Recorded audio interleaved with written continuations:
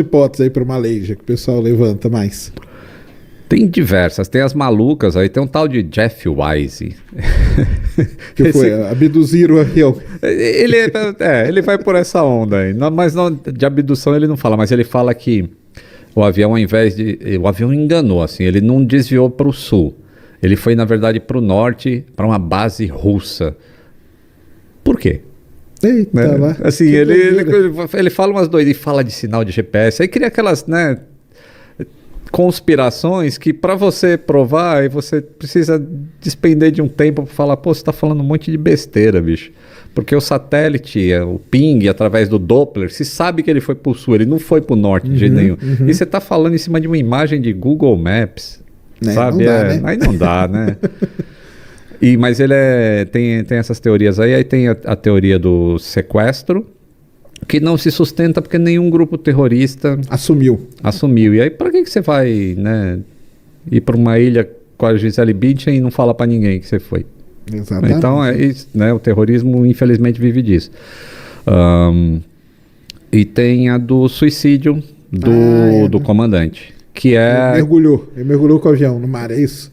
Basicamente. É muito difícil entender como é que se faz um suicídio coletivo. Mas ele desliga tudo? Ele sai desligando as coisas? Porque ele pode, né? Tá, eu vou falar minha teoria pela primeira vez, eu acho que eu vou falar isso em consideração. A gente tá conversa de bar, então, isso né? Aí. O que eu acho, tá? Isso não é a verdade, tá, pessoal? É o que eu acho. Que o comandante, que é o que tinha mais motivo para se suicidar, baseado no que a polícia encontrou no simulador de voo da casa dele e tudo mais, e ele estava com problema político, perseguição lá na Malásia. Então eu acho que ele matou o copiloto, e existe uma maneira não muito difícil de fazer isso dentro do cockpit do 777, que eu obviamente não vou falar, mas existe uma maneira não muito difícil. E o avião, ele faria um voo de aproximadamente 5 horas entre a Malásia e acho que ele estava indo para a China, se não me engano. Uma vez que o copiloto está morto e a porta do avião é blindada, acabou. Ninguém mais tem acesso ao cockpit do avião. Só o comandante podia abrir, né? Só o comandante que pode abrir. Se você fala para os comissários que está tudo certo, está tudo certo. Segue o voo. Você de noite dentro do avião, você está comendo e vai se preparar para dormir, certo?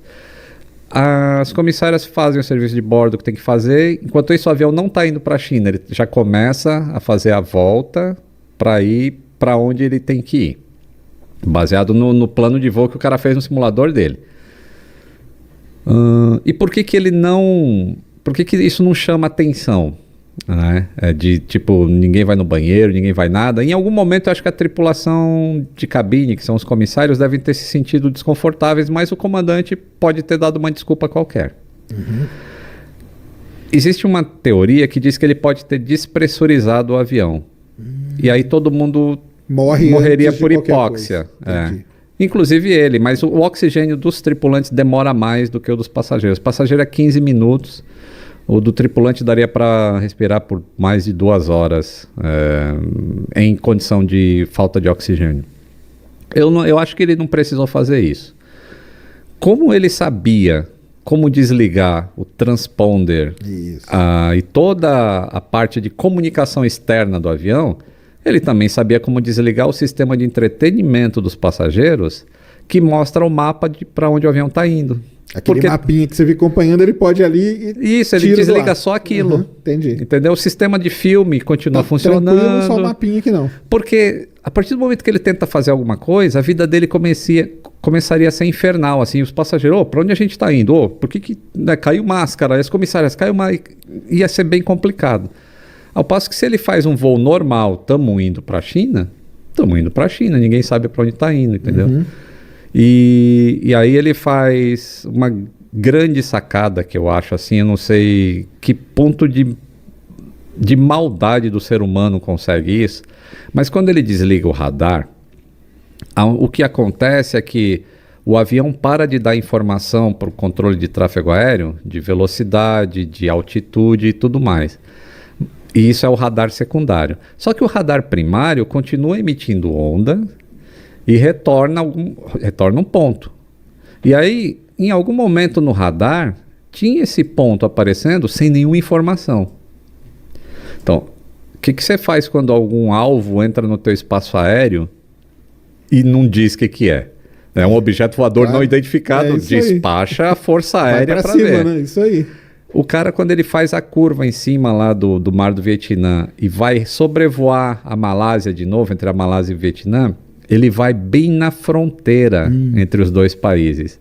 Então, uma hora ele está do lado do Vietnã e aparece o blip lá no radar do cara. O cara, opa, acho que tem um negócio aqui. Aí daqui a pouco ele está do lado da Malásia. O cara, acho que está lá no Vietnã. E o outro, acho que está na Malásia. Entendi. E ninguém despachou a Força Aérea. Cara, ele fez um jeito de dar um driblar. Isso, porque um joga pro outro assim, tá lá na Malásia. E o Vietnã... Porque não é um negócio que fica, né, consistente ali, né? Porque a fronteira não é uma linha reta, né? Exato. Nossa, cara. De uma maldade terrível. Mas acharam isso aí meio no plano de voo lá, quando investigaram esse negócio? Não. Essa parte aí não tinha isso, mas tinha uns waypoints, assim, uns latitude e longitude entendi. Lá pro Oceano Índico, no simulador de voo dele. Outra coisa que ele faz é que a cidade que ele morava ficava a oeste de onde ele decolou, e um pouco antes dele entrar no mar de Andaman, acho que é isso, ali entre a península e não sei o que lá, ele faz uma curva à esquerda e passa em cima da cidade que ele nasceu. Caramba. Então isso tudo leva a crer que foi o comandante mesmo que estava controlando o avião. Então todo esse papo aí que eu lembro que saiu muita teoria de conspiração. O 777 tem isso, tem aquilo. Aí começaram a colocar a culpa no avião, né? Perdeu todo o sistema elétrico. O avião ficou voando 6 horas. Cara. Aí não, para perder... Caramba, cara. E aí, depois que ele sai do território, ele entra nesse mar, e quando ele está entrando no espaço aéreo de uma ilha que tem ali, Sumatra, não sei se é Sumatra. Eu estou tentando lembrar do War 2, que a gente jogava. Ali, né? Aquela região Sumatra, é complicada mesmo, né? Aí ele vira à esquerda e vai para o sul do Oceano Índico. E como se sabe que ele foi para o sul? Ciência. Né? Essa comunicação que o avião da Air France mandou pro escritório da Air France é porque a Air France tinha um sistema pago de assinatura de informação de telemetria para o avião. E a Malaysia tinha isso também, mas só para o avião, não tinha para os motores. Porque são pacotes que você vai adicionando, né? E eles não tinham isso.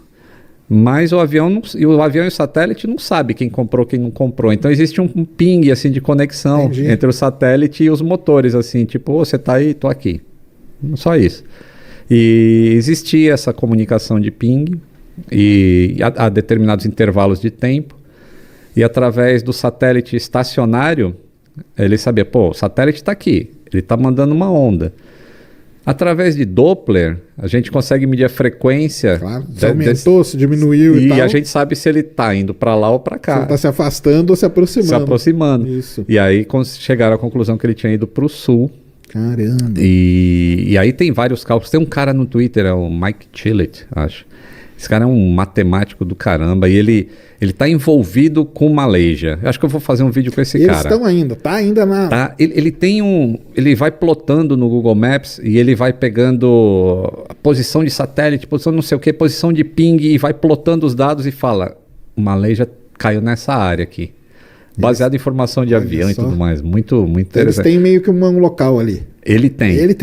E hoje ele tweetou assim, eu acho que tem alguém que está lendo meu Twitter, que tem um barco que continua pesquisando. Eles pararam com uma parte, mas tem um barco que chama... Putz, não lembro agora, mas é um barco japonês que anda fazendo investigação lá. E ele fala, acho que esses caras estão seguindo meu Twitter, porque sempre que eu falo que é um negócio aqui, o barco se direciona para lá. Não, se direciona para lá. Então, tipo, ele... Eu tomara que encontre alguma coisa. Não vai ser de muita valia mais, infelizmente. Não vai ter? Não vai ter porque se ele desligou algumas coisas para ficar invisível, ele pode ter desligado o Fly Recorder, por exemplo. Aí não gravou nada. Os dados de voo não vai ter.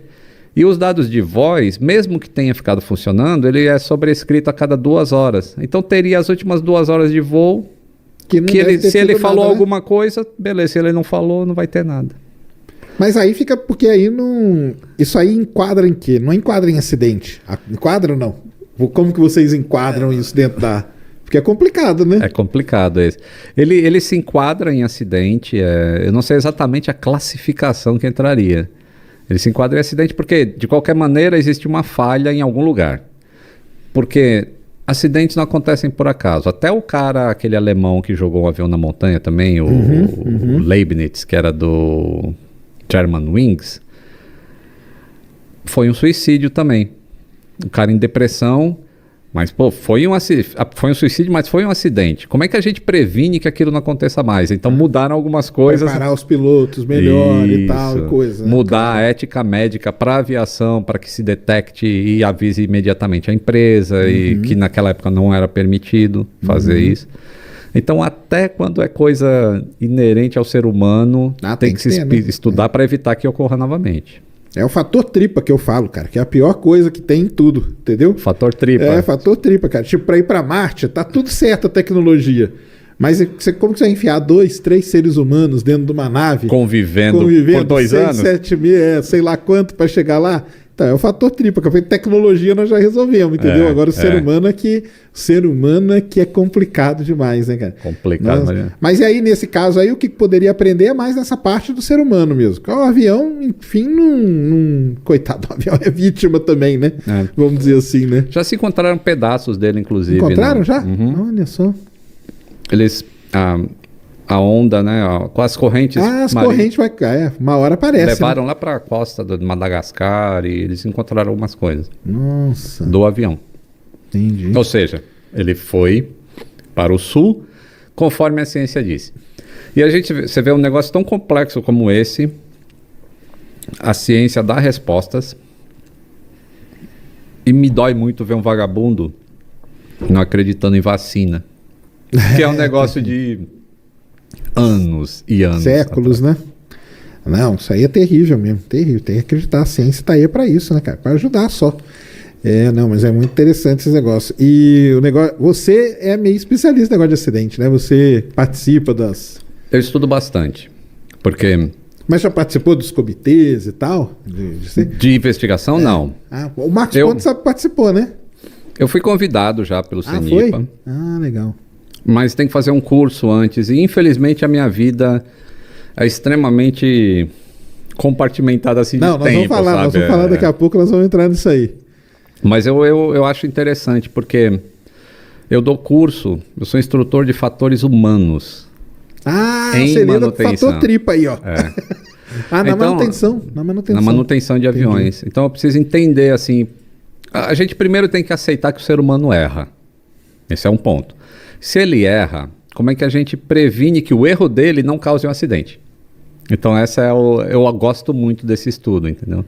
Porque errar vai errar. Agora, a gente não quer que um erro leve a um acidente. Claro. Fatal. Como parar essa cadeia, né? A cadeia ali, né? A cadeia isso, parar e interromper a cadeia. Tem que dar um jeito de interromper a cadeia, né? É isso mesmo. Porque sempre fala de acidente, eu lembro que o Marcos Pontes, ele participou do Columbia, né? Quando voltou. Ele participou lá do... Ele participou do comitê lá de investigação e tudo, sabe? Que é a mesma coisa, né? Que é aquele negócio, né? Você tem que entender o que aconteceu. E isso é um negócio muito legal que eu falo, né? Que depois disso, do acidente do Columbia, que o Columbia foi aquele que soltou um pedaço, bateu na asa, arrancou uma placa de cerâmica, daquele, né? E aí, quando voltou, aquilo lá foi um ponto de fraqueza e estourou tudo. Aí você pensa assim, né? Cara, olha que coisa básica. Depois desse acidente, todo o ônibus espacial ele ficava de barriga e uma câmera passava em tudo, via as placas que tinham sido danificadas, porque vai ter. Um cara aqui na Terra, ele simulava aquilo, o retorno, e dava ok. Não vai ter problema nenhum. Por que não faziam isso desde o início? Você começa a pensar, né, cara? Era um negócio básico de fazer. E aí, nessa época, depois da Columbia, sempre tinha 2 ônibus espaciais. Porque se desse um problema, o outro tinha que resgate, pra ir lá resgatar, entendeu? Nunca precisou. Mas, cara, olha que negócio básico, né? Você pensa assim, por que não fizeram isso antes, né, cara? Eu acho que a aviação deve ter isso. Muita coisa assim que você deve falar, caramba, cara, olha que coisa, né? Tem muita coisa que foi aprendido com o acidente. Assim, então, você aprende com o acidente. É que é impossível, acho que, você criar um algoritmo que cerque tudo. Não, mas não tem coisa que é muito básica, que você olha assim e fala, caramba, mas isso aqui, cara, como que nunca pensaram? Como é que é? É porque, assim, provavelmente houve alguma falha na fixação daquela cerâmica para que ela se soltasse. Não teve alguma coisa... Não, a temperatura foi com a Challenger, né? Não, o dela foi que saiu um pedaço de Isso, então, espuma, mas a por que espuma por que bateu. essa espuma saiu? Então. Acho que é aí que está a falha principal. Se falhou o procedimento em algum lugar ali. Então, se o procedimento era para fazer tudo certo, então não teria que ter um robô olhando depois. Mas falhou nessas camadas, porque o ser humano erra. Então, mas eu acho que se aprende hoje para essas missões críticas, né, que o espaço é muito maluco. Tanto que a segurança é um negócio que é mais levado em consideração, né? Você não sobe, é tudo. E isso a gente aprendeu a duras custas também, a própria Challenger, né, cara? Quem vê lá o documentário vê direitinho que foi um negócio. Terrível esse documentário. É um negócio terrível, cara. Que o engenheiro lá, que até hoje o cara é. E ele continua afirmando, né? Lógico, porque ele não era pra. E cara, é um negócio triste pra caramba, né? Quem não viu, veja aí, chama O Último Voo. É muito legal. Que quando veio a notícia ele já sabia, né? Eu falei, não sei